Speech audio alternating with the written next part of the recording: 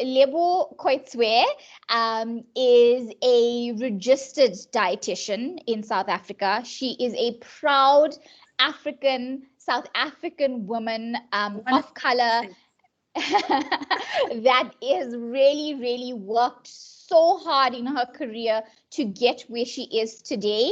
And I am absolutely honored because, she's currently at Abbott as the national sales manager, where she's been for the past 2 years. And I thought, since the US and the wider world are making the month of February Black History Month, it wouldn't have been a better occasion but to interview you, Lebo. So yes, that's it. So all I'm going to do is I'm going to ask you a few questions about yourself, and we will take it from there. Are you happy with that? I am very happy with that. And I want to say the pleasure is all mine. I am more than happy. I was very honored with the invite. So very happy with that. But I just want to say something. So I'm the regional sales manager, but I feel like you are speaking growth into my world. Yes, so yes. Potentially the next national sales. Yes, okay. Regional, sorry. Yes, regional. No problem. So with regards to that, Lebo, you seemed to have had a very fluid career, from getting an honors degree in, in nutrition and working as a dietitian, to recently completing a postgraduate diploma in marketing and also working as a sales professional, which you've been. So with regards to that, am I right to understand that you don't like being, boxed into one skill or expertise? And what has prompted your drive for career reinvention? The simple answer is yes, I don't like to be boxed. As people, I believe that we are so dynamic. You can move, across different roles, different functions, as long as you've got the passion and the drive, right?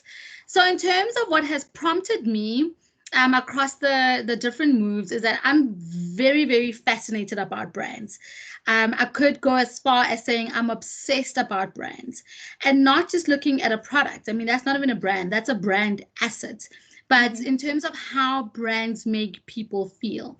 And of course, having studied dietetics, I am quite biased that I tend to really find pleasure in nutritional brands and scientific brands, and hence the move, from a patient to now a customer or a consumer.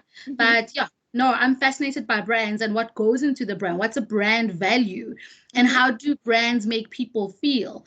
And that's really what's prompted me. Okay, well, great. That's a lot to speak for itself, because obviously, you are a registered dietitian. It is your passion. You've obviously been led by that into, the companies that you've worked for and will continue to work for. So really good. And then the second question that I have for you, what would you say is the greatest risk that you've taken in your career to date? I think right at the beginning, my career started off as a dietitian in a hospital setting, seeing patients day to day across the different, medical wards. And that's, I think, going to medical school, for me, that's where I thought my passion lies. It's about healthcare, patient, still is my first love. But I think, there's been a risk in moving from the patient, as I said, to now the consumer, the customer.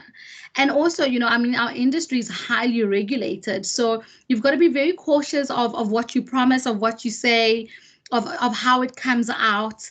You've got to be professional. You've got to be highly compliant.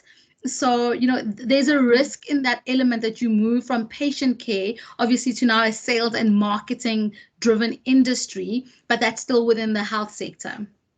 Okay, got it. Well, I think it's the medical industry in its own or sector is quite complex. And I obviously don't know anything about that, but I cannot imagine being a a people's person and having a passion for sales and going into a really complex industry into his own, it obviously takes a lot out of you, or it rather takes a very special individual like yourself. So yeah. Okay. And then I've got the third question for you is, COVID's obviously something that's been affecting the entire world, and it's the first time that many of us, or I would say most of us, are actually experiencing something like this. With that being said, with the outbreak of COVID, it's been quite a challenging time for both businesses and professionals to navigate through.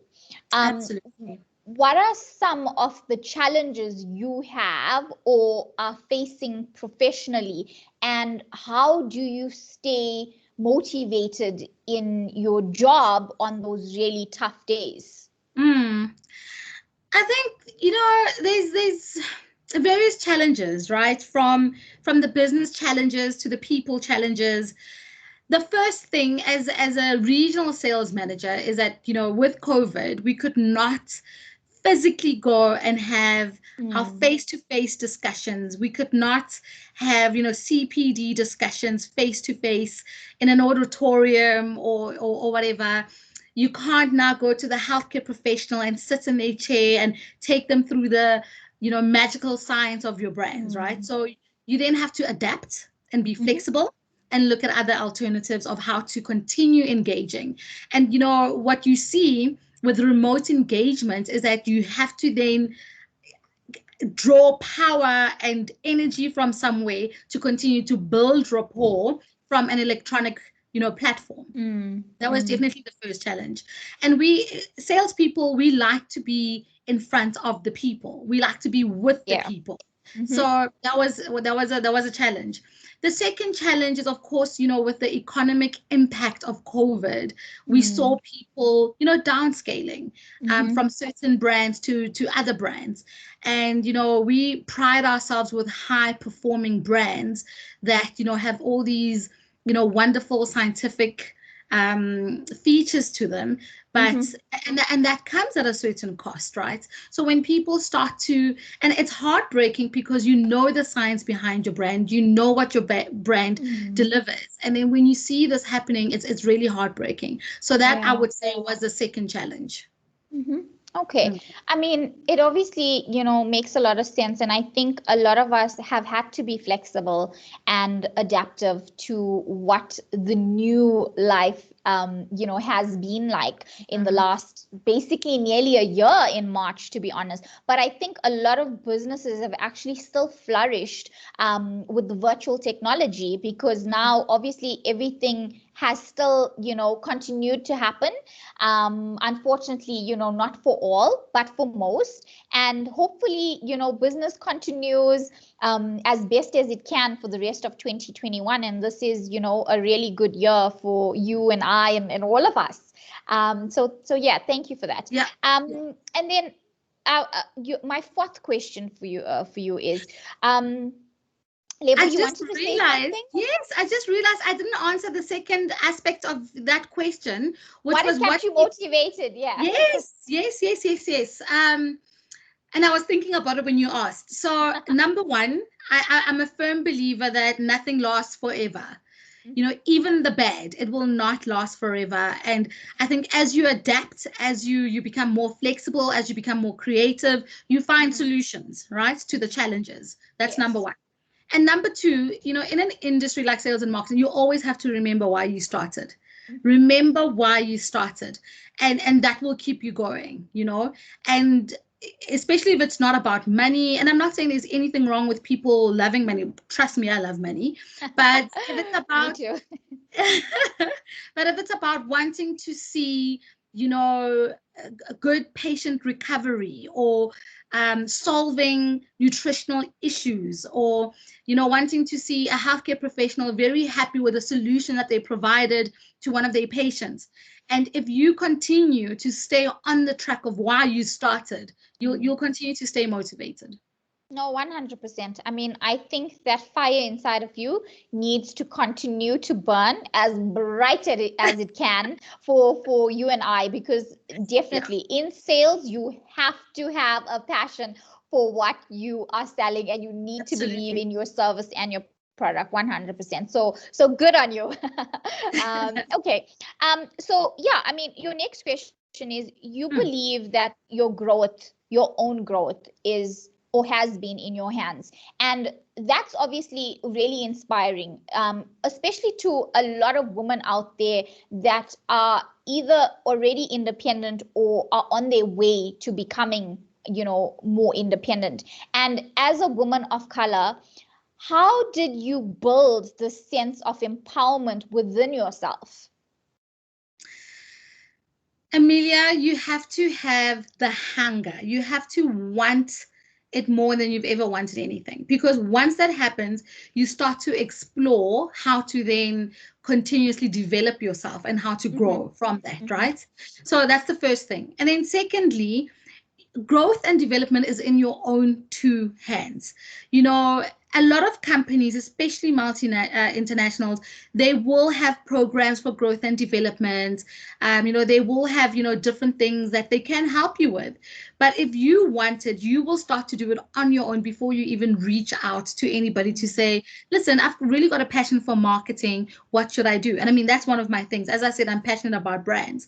And then I had a colleague who was in marketing, no nutritional background, and said, why don't you look at doing a postgrad in marketing management? And I'm like, I wonder what that's about. And then I went for one of the information sessions. It was in the evening. And I really, really enjoyed it. And it was really more around brand management more than anything. But there's, so many things that goes with a postgrad like that. And it takes sacrifice, because I know I attended classes in the evenings. I'm a single mom, so I still had to come back home and prep for the next day. I live in the West Rand, and I attended classes in Sandton. So imagine the traffic. Oh my gosh. But if you want it, the traffic is nothing. You put on your music, you pass your way. Exactly. No. Yep. And that's one of the things, right? So obviously that's from a formal perspective. And informal things, reading up on character building, on habits, on whatever it is that you're passionate about. Being a dietitian, continuously doing CPDs to make sure that you stay informed, what's happening, what's the, new scientific findings around different nutritional concepts. Again, that's really from a professional point of view, but having it in your own two hands.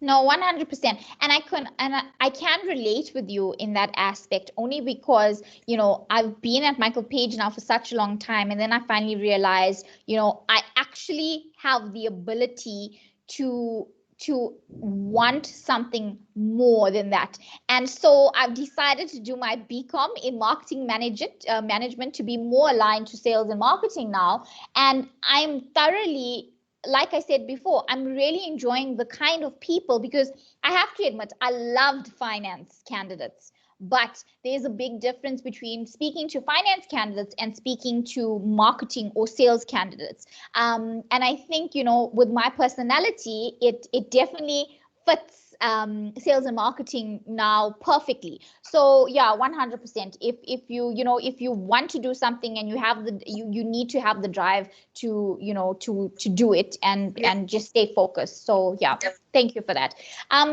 And then my last question to you. So as you know, and I've mentioned before at the beginning of the call, the US and the wider world are marking February as Black History Month. So I just wanted to ask you a question. Is there a Black woman, either from history or from today, who has inspired you or is still inspiring you today? Yes, definitely. A default answer is definitely my mom. What little girl did not look up to their mom, right? So I find her to be a very dynamic woman for many, many reasons. But let me maybe share another person who's a little bit well known by everybody else, right? Okay. And for me, that would have to be Oprah Winfrey.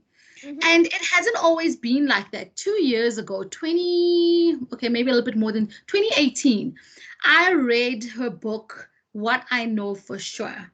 Mm-hmm. I almost want to say, and it could be a bit of a exaggeration, that it was life-changing. And the one thing that I take out of that book is the phrase, if you are given a chance to dance or to sit it out, I hope you dance. Mm-hmm. Right? And the book goes to talk to different aspects of her life, to a point of how she came to be as successful as she is. Mm. It's literally a very small book. You can read that book in a night if you've got that kind of time. Okay. And it goes through little scenarios of snippets of a point in time in her life, and what she took out of that, and Mm-hmm. what she knows for sure. But this one thing stood with me, that if you're given an opportunity to do something, do it. Do it. You've got nothing to lose except to learn from it, to experience new things. If it's challenging, to experience the challenges, to Mm-hmm. push your limits, to see how you overcome things. Yeah. So that's definitely one person. And I mean, if you look at her life and my life, you would think I would go for somebody who's got quite a very similar life to mine, who's like a Mm-hmm. parent, or Yeah. in sales and marketing. No, total opposite. But just the fundamentals of how to live your life and how to just push Mm. the boundaries, Yeah. and don't always be held back by anxiety or fear. Just Mm. do. Exactly, 100%. I totally, totally agree with you, Lebo. I think, at the end of the day, we all are humans. We all make mistakes. None of us are perfect. But at the end of the day, we are women. And more importantly, we are women of color.